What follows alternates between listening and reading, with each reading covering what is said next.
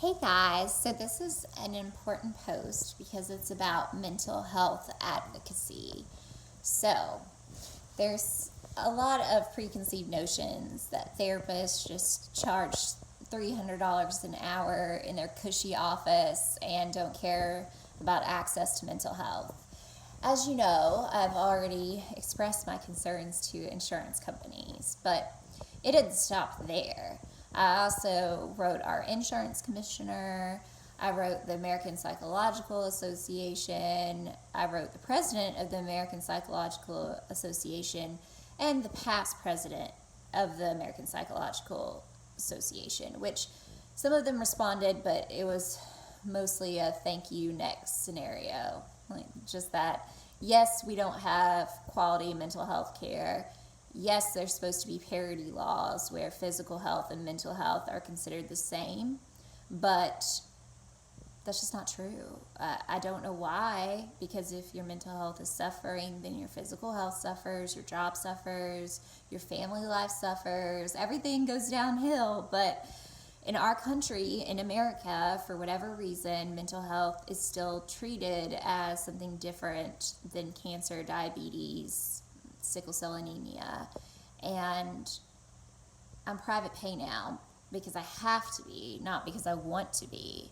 But if you think for a second that I'm not going to spend my life advocating for mental health reform, then you don't know me because I'm very stubborn. And it's necessary. In what world does it make sense where people don't get access to mental health care because they can't afford it? And it's because the systems don't work. I mean, Medicaid, filing claims with Medicaid literally takes longer than seeing someone for an hour sessions. Their website is the hardest website other than the VA's website to use. I mean, you would need to go to school to learn how to code stuff on Medicaid's website. It's just so difficult. And I think sometimes that it's because people don't value mental health care, but there are kids who are dying that commit suicide. I once, unfortunately knew not one of my patients, but of a child who was 8 who hanged himself. And if we cannot get access for kids like that, then what are we doing?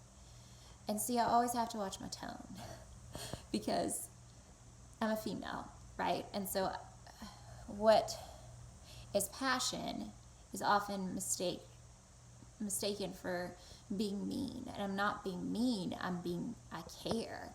I mean that on my list of things that I care about is God, my family, my friends, my loved ones, and mental health reform.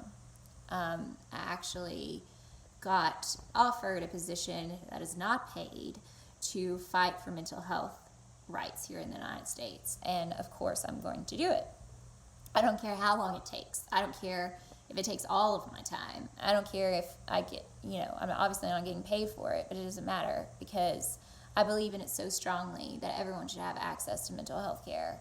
Everyone, regardless of your income, regardless of your race. And I believe, just like Martin Luther King said, that an injustice anywhere is a threat to justice everywhere. And like the Reverend Desmond Tutu says, that if you're silent in oppression, then you've sided with the oppressor.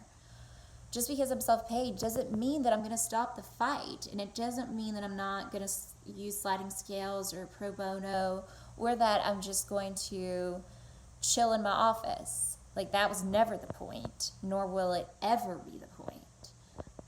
We just have a broken system, a broken system where people need help and they can't get it. And I will never sit by and watch that happen and do nothing. That's not how I'm built, and I'm not going to do it. And if I seem angry, good, because you should be angry about that. Everybody should be angry about that. And if I have to fight this fight alone, so be it. But I'd rather have people join me. I mean, it's hard to do it on my own. But that's what I said when I meant I didn't go down without a fight. That's what I meant, is that first I started talking to people, then I started making videos, and now I'm starting groups to advocate, to say, listen guys, this system is broken and we need to fix it. and we have to consider mental health as a priority because everyone struggles with something. Everybody. Even me, even you, even your grandparents. Everybody needs help sometimes. There is no problem asking for help. But we make it that way for no reason. And until our healthcare system takes this seriously, people like that little kid are going to suffer. And I will not let that happen if I can do something about it. So, yes, most of the time I'm soft, quiet therapist Ashley. But there's another side called activist Ashley. And that side is the side that says, no, I'm not going to take that. That's wrong. We're going to do something about that. Come hell or high water. So the fight continues. I call it la resistance.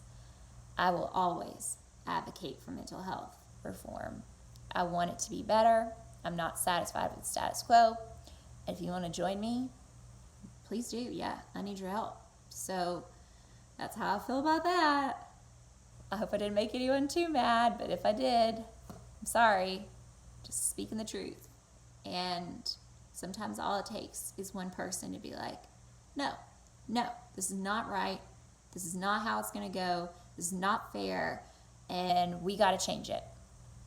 And I wish that somebody else would do that. But so far, I haven't seen anyone. So for now, it's me.